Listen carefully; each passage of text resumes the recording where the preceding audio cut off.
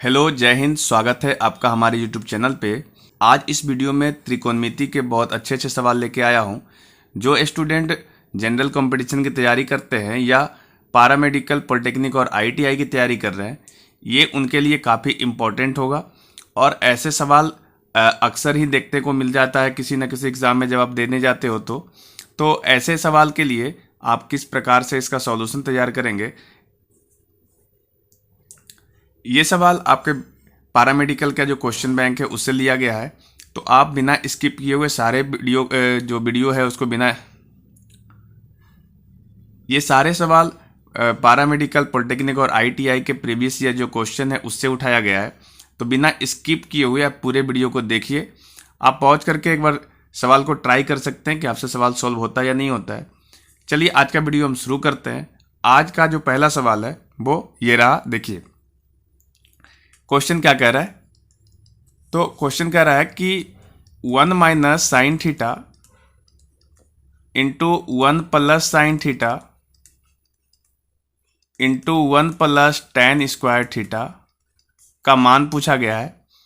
और जो ऑप्शन दिया हुआ है वो देखिए, ये दिया है 0, दूसरा ऑप्शन है 2, तीसरा ऑप्शन है 1 और लास्ट ऑप्शन है आपका 3। ठीक है, तो इस सवाल को जब हम सॉल्व करेंगे तो सबसे पहले देखिए इसमें क्या फॉर्मूला इस्तेमाल हो रहा है। यहां से देखिए ये आपका a plus B into A minus B के फॉर्म में इतना चीजें दिख रहा है। देखिए इसको गौर से, ये जो चीजें दिख रहा है ये आपको दिख रहा है a minus B into A plus B के फॉर्म में, जिसका फॉर्मूला होता है A square minus B square. तो हम अगर यदि इसी फॉर्मूले पे इसको हम सॉल्व करें तो ये देखिए क्या मिल जाएगा, a minus B into A plus B दिख रहा है तो हम कहेंगे ए स्क्वायर अर्थात 1 और माइनस साइन स्क्वायर थीटा। ठीक है, और इसके साथ में मल्टीप्लाई होगा ये वाला टर्म, तो ये वाला टर्म है 1 प्लस टेन स्क्वायर थीटा। ठीक है, अब यहां से देखिए 1 माइनस साइन स्क्वायर थीटा को हम लोग कॉस स्क्वायर थीटा बोलते हैं, जिसको कॉस स्क्वायर थीटा बोल देते हैं। और यहां से देखिए 1 प्लस टेन स्क्वायर थीटा को हम लोग सेक स्क्वायर थीटा बोलते हैं। ठीक है, ये फॉर्मूला आपको याद होना चाहिए, चूंकि 1 माइनस साइन स्क्वायर थीटा को हम 1 बोलेंगे, चूंकि इसमें जो फॉर्मूला इस्तेमाल होता है, हम यहाँ पे लिख भी दे रहे हैं एक बार फॉर्मूला। देखिए छोटा सा फॉर्मूला है, sine square theta plus cos square theta 1 होता है। ठीक है, जब हम यहाँ से साइन स्क्वायर थीटा को बराबर के उस साइड ले जाएंगे तो कॉस स्क्वायर थीटा बच जाएगा, जो कि 1 माइनस साइन स्क्वायर थीटा का वैल्यू होगा। तो हमने यहाँ पे इस्तेमाल किया। और उसी प्रकार से sec square theta minus tan square theta ये भी आपका 1 होता है। ठीक है, तो ये टेन स्क्वायर को आप जब बराबर के उस साइड ले जाएंगे तो प्लस में होगा, तो 1 plus tan square theta sec square theta बचेगा। और तीसरा जो फॉर्मूला इस्तेमाल हुआ है वो cos theta into sec theta, ये वैल्यू 1 होता है। अगर हम स्क्वायर में भी लिखें cos square theta into sec square theta तो 1 होगा। तो यहाँ पे भी cos square theta into sec square theta है तो ये वैल्यू 1 होगा। इस प्रकार इसका सही आंसर जो होगा वो सी नंबर होगा। ठीक है, चलिए देखते हैं दूसरा सवाल। तो दूसरा सवाल कह रहा है, देखिए सेकेंड सवाल है कि यदि थीटा का मान दे रखा है 2220 डिग्री। ठीक है, तो पूछा है आपसे कि sine theta minus cos theta का मान क्या होगा। Sine theta minus cos theta का मान क्या होगा। ठीक है, इसके लिए जो आपको ऑप्शन दिया गया है, पहला ऑप्शन है √3 माइनस 1, दूसरा ऑप्शन है √3 माइनस 1 बटा 2, तीसरा ऑप्शन है √3 प्लस 1 बटा 2 और लास्ट ऑप्शन है √3 प्लस 1। ठीक है, इसे हम सॉल्व कैसे करेंगे। तो ये जो आपका थीटा दे रखा है इसको हम लोग 90 से भागा दे देंगे। ठीक है, ये थीटा को हम लोग 90 से जब भागा दे देंगे तो देखिए ये आपको लगना है, देखिए 2 बार में हम यहां से इसको लगाएंगे तो ये 180 हो जाएगा, है ना। तो यहां पे ये बच जाएगा 2 और ये आपका 4 बचेगा, ये खत्म हो जाएगा, 0 आएगा। अब अगेन जब इसको फिर से हम भाग देंगे तो ये देखिए 4 बार में लग रहा है, 9 चक 36, तो यहां पे बच जाएगा 0 और 6, ये खत्म हो जाएगा, 60 आ जाएगा। ठीक है, इसका मतलब ये हुआ कि हम लोग 2220 डिग्री जो है हम इसको लिख सकते हैं 24 गुने 90 और प्लस 60 डिग्री, ठीक है। 24 गुने 90 प्लस 60 डिग्री। तो यहाँ पे जो है ना, ये देखिए सम संख्या दिख रहा है, ठीक है। ये आपका इवन नंबर है, सम संख्या बोलते हैं। और सम संख्या के केस में जो हमारा सवाल होता है, वो सवाल में परिवर्तन नहीं होता है। जैसे साइन थीटा लिखा और माइनस कॉस थीटा, इसका हमको मान निकालना है ना। तो इसमें साइन यहाँ पे 2220 आएगा और यहाँ पे माइनस कॉस 2220 आएगा। तो ये वाला जो वैल्यू है ना, वो 24 गुना 90 है। तो हम कह रहे हैं यहाँ पे सम संख्या है, तो ये चेंज नहीं होगा, अर्थात ये साइन 60 हो जाएगा और ये वाला जो है कॉस 60 हो जाएगा। अब हम साइन को एक बार चेक कर लेते हैं कि ये साइन सही होगा या नहीं। तो ये 90 जो है ना, ये 90 24 बार राउंड करेगा। तो जब 24 बार ये राउंड करेगा तो ये पुनः यहीं पाएगा जहां शुरू हुआ है, ठीक है।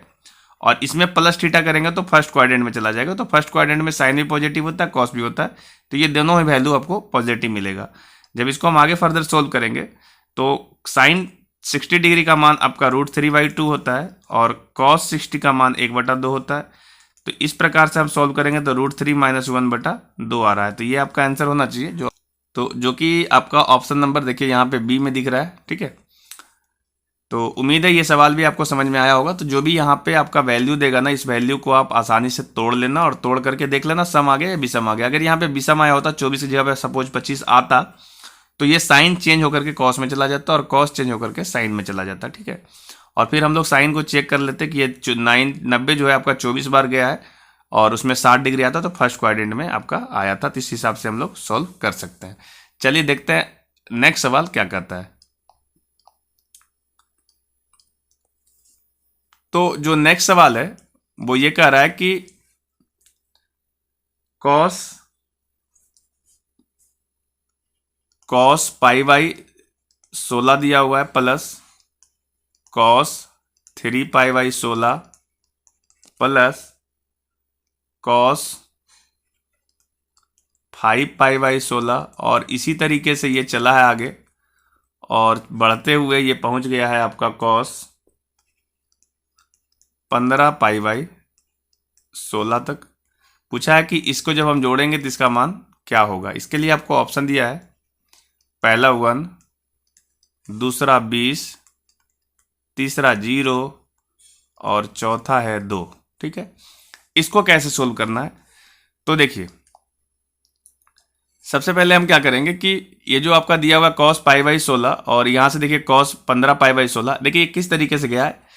ये पाई के पहले 1 मल्टीप्लाई है, यहाँ पे 1 मल्टीप्लाई है, यहाँ पे 1 है तो 1 के बाद यहाँ पे 3 बढ़ा है, 1 से 3 हुआ नहीं 2 बढ़ा है और यहाँ पे फिर 2 बढ़ा तो 5 हुआ, तो फिर 2 बढ़ेगा तो 7 होगा।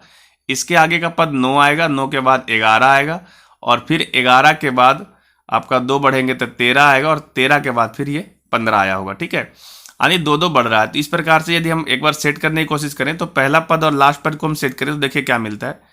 देखिए अगर हम ये बोल रहे हैं cos π/16 प्लस ये जो आपका लिखा हुआ है cos 15π/16, तो इसको हम ऐसे लिख सकते हैं cos π - π/16, ठीक है। पहला पद और लास्ट पद को इस तरीके से लिख सकते हैं cos π - π/16। सोल्व करेंगे तो ये आपका अगेन 15π/16 आ जाएगा। इसी प्रकार से हर एक पद को हम सेट जब करेंगे तो हम एक पद को सोल्व करके आपको दिखा देते हैं, देखिए क्या आता है। तो cos π - π/16 जब लिखेंगे तो ये जो वैल्यू आने वाला है, देखिए इसका वैल्यू आ जाएगा, ये देखिए 2 गुने 90 है, पाई 2 गुने 90 होता है, तो 2 जब मल्टीप्लाई है तो ये आपका सम संख्या, तो ये चेंज नहीं होगा, तो cos का cos में ही रहेगा π/16।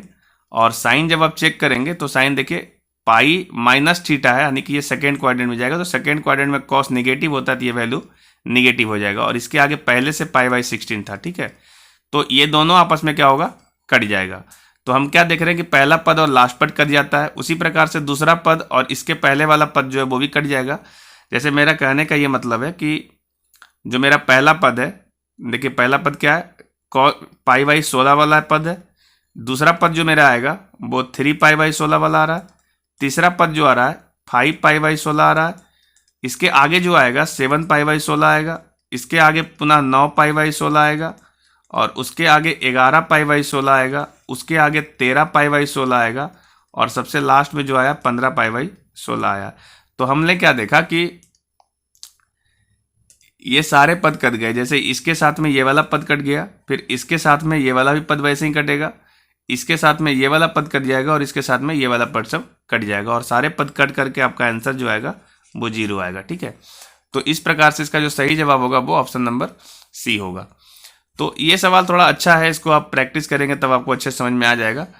और ये सब फॉर्मूला छोटा मोटा जो है आपको याद होना चाहिए कि cos पाई माइनस थीटा क्या होता है। ठीक है, और यदि आपको नहीं पता तो आप इस फॉर्मूले का इस्तेमाल कर सकते हैं कि ये 2 गुने 90 है, तो ये आपका 2 सम है, तो सम के केस में cos में ही रहेगा क्योंकि सम में बदलता नहीं है। और फिर हम साइन चेक करेंगे तो पाई माइनस थीटा जो है वो सेकेंड क्वाड्रेंट में चला जाता है, तो सेकेंड क्वाड्रेंट में चूंकि आपका cos है नेगेटिव होता है तो ये भी वैल्यू आपका नेगेटिव होगा। तो इस प्रकार से देख रहे हैं कि हम ये वाला वैल्यू कट जा रहा था, तो सारे पद इसी प्रकार से कटते हैं, पहला पद लास्ट पद से कट जाता है, फिर सेकेंड पद जो है सेकेंड लास्ट से कट जाता है। इस प्रकार से सारे जो आपका पेयर बनता है वो सब पेयर कट जाता है और इस प्रकार से सही आंसर आपका 0 आ जाएगा। ठीक है, चलते हैं नेक्स्ट क्वेश्चन पे, देखते हैं नेक्स्ट क्वेश्चन क्या कहता है।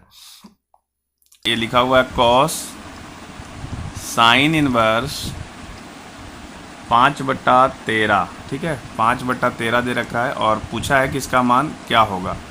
ऑप्शन क्या क्या दिया है, तो पहला ऑप्शन है -12/13, -12/13। दूसरा ऑप्शन है 12/13। तीसरा ऑप्शन है 5/12 और जो लास्ट ऑप्शन है वो आपका नन दे रखा है, इनमें से कोई नहीं। ठीक है, बहुत आसान सवाल है। देखिए क्या करना है आपको कि ये जो आपका दिया हुआ है cos इंटू साइन इनवर्स 5/13, तो ये जो साइन इनवर्स 5/13 है ना, ये तो थीटा की जगह पे है। ठीक है, अगर इसको हम थीटा एज्यूम कर लें तो हमको लाना क्या रहेगा, cos थीटा का मान क्या लाना रहेगा, जो आएगा वही इसका आंसर हो जाएगा। ठीक है, तो हमने थीटा बराबर क्या मान लिया है, तो थीटा माना है साइन इनवर्स 5/13। ठीक है जी, तो हम यहाँ से लिख सकते हैं ना साइन थीटा बराबर 5/13। ठीक है, यदि आपको याद हो कि 5, 12 और 13 जो है एक ट्रिपलेट नंबर है, अगर ये वैल्यू आपको याद है तो आप आसानी से कह सकते हैं यहाँ से कि अगर 5 मेरा लंब है, कि 5 लंब है और ये आपका कर्ण है, हाइपोटेनस है, तो यहाँ से बेस जो होगा वो 12 होगा। आप डायरेक्ट भी कर सकते हैं, या फिर यदि आपको ये याद नहीं है तो आप यहाँ से cos थीटा का मान निकाल सकते हैं। ये वैल्यू होगा √1 minus sine square theta, direct ऐसे भी निकाल सकते हैं। तो हम क्या कर लेंगे, यहाँ से 1 माइनस साइन स्क्वायर थीटा, नहीं 5/13 को स्क्वायर करेंगे तो ये वैल्यू 25/169 हो जाएगा। इसको हम रूट करेंगे तो ये वैल्यू आने वाला है 12/13। आप करके देख लो, 169 में 25 जाएगा तो 144 बचेगा, जो कि 12 का स्क्वायर है, तो ये 12/13 आएगा। आप डायरेक्ट भी 12/13 लिख सकते थे चूँकि इसका बेस ये आएगा। तो मेरे पास cos थीटा का वैल्यू आ गया 12/13, यही इसका सही जवाब होगा, जो कि आपका ऑप्शन नंबर बी में दिख भी रहा। ठीक है, तो पूछा था कि cos साइन इनवर्स 5/13 क्या होगा, तो इसका आंसर आपका 12/13 ही सही जवाब है। चलिए देखते हैं नेक्स्ट क्वेश्चन से क्या कहता है। नेक्स्ट क्वेश्चन देखिए ये रहा। नेक्स्ट क्वेश्चन कह रहा है आपका, देखिए नेक्स्ट क्वेश्चन कह रहा है कि tan π/4 प्लस थीटा, और इधर लिखा है tan 3π/4 प्लस थीटा, इसका मान पूछ रखा है और ऑप्शन दिया हुआ है आपका। देखिए पहला ऑप्शन है -1, यहाँ लिख दे रहे हैं, पहला ऑप्शन है -1, दूसरा ऑप्शन है आपका 1/√2, तीसरा ऑप्शन है 1 और चौथा ऑप्शन है -1/√2। ठीक है, बहुत आसान सवाल है। देखिए इसमें क्या आपको यूज करना है, तो आप देखिए जानते होंगे ना कि tan a प्लस b का फॉर्मूला क्या होता है। हम लिख भी दे रहे हैं ताकि आपको फॉर्मूला याद हो जाए। ये फॉर्मूला होता है tan a plus tan b बटा 1 minus tan a into tan b। ठीक है जी, यहाँ पे a और b की जगह पे क्या रखा हुआ है, दो अलग अलग चीज़ें। देखो a की जगह पे आप π/4 रख सकते हो पहले केस में, और b की जगह पे थीटा है, दूसरे केस में 3π/4 है। ठीक है, तो हम यहाँ से बारी बारी से इसको सॉल्व करते हैं, देखिए क्या आता है।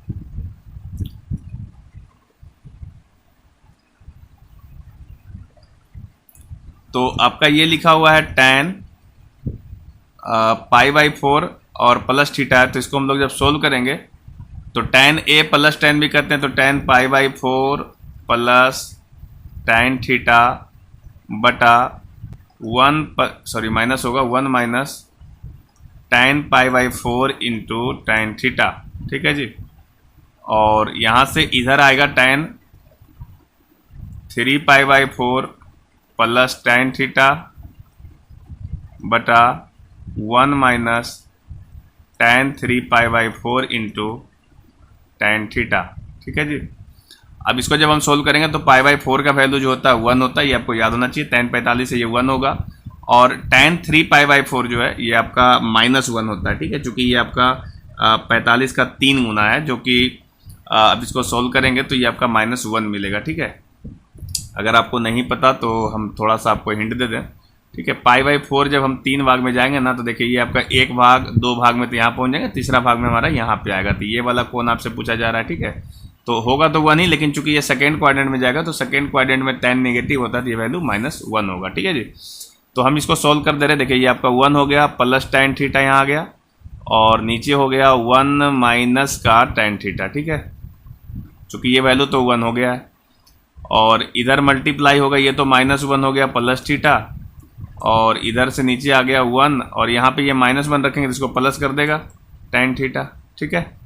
तो अब यहाँ से देख लो कि ये दोनों वैल्यू तो कट जा रहा है, तो इसको हम काट सकते हैं आसानी से। देखिए ये वाला पूरा वैल्यू और ये वाला पूरा वैल्यू कट जा रहा है और जब हम लास्ट देखते हैं ये वाला वैल्यू लिखा हुआ है tan थीटा -1, ये वाला उल्टा लिखा हुआ है, तो इसको आप माइनस के टर्म में लिख सकते हो। जैसे हम अगर यहाँ पे -1 कॉमन निकाल लें माइनस को, तो ये वाला वैल्यू देखिए ये आ जाएगा आपका 1 माइनस का tan थीटा, चूँकि हमने माइनस कॉमन निकाल दिया और नीचे ऑलरेडी बचा हुआ है 1 माइनस tan थीटा, और लास्ट में जब ये दोनों भी कटेगा तो फाइनल आपका आंसर मिलेगा -1, जो कि आपके ऑप्शन नंबर 1 में ही दिख रहा है, ठीक है जी। ये आपका सही जवाब है।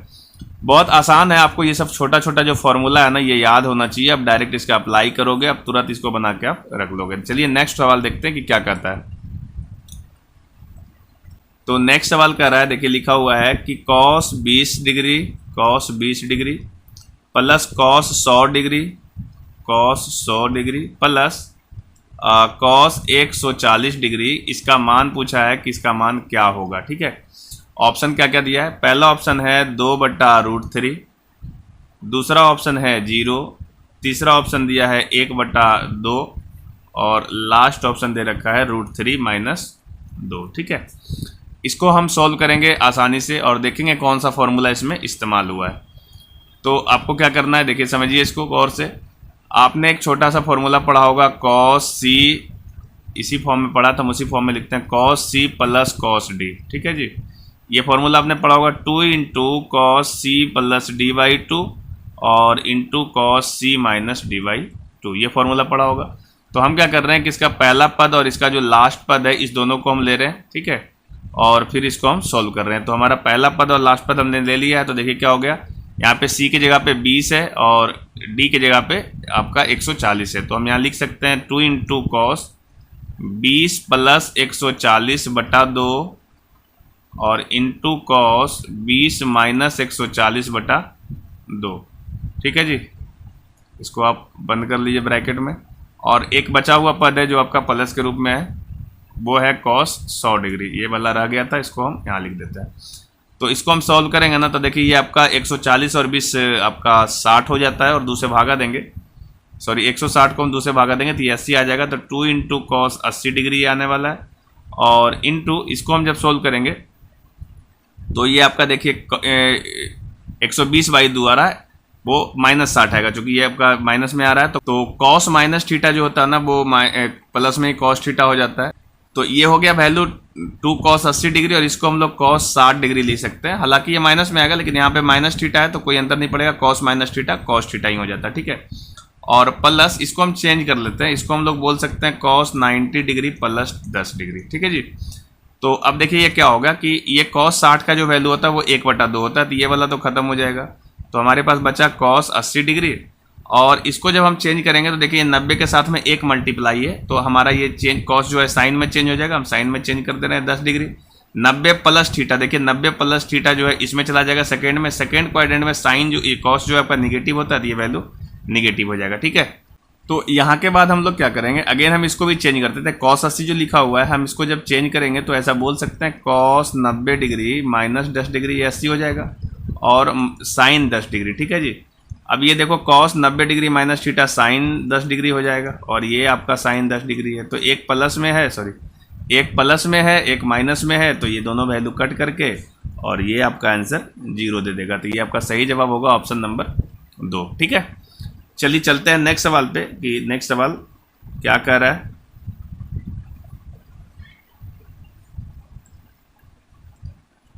देखिए ये रहा आपका नेक्स्ट सवाल। नेक्स्ट सवाल कहता है कि यदि दिया हुआ है, यदि tan 26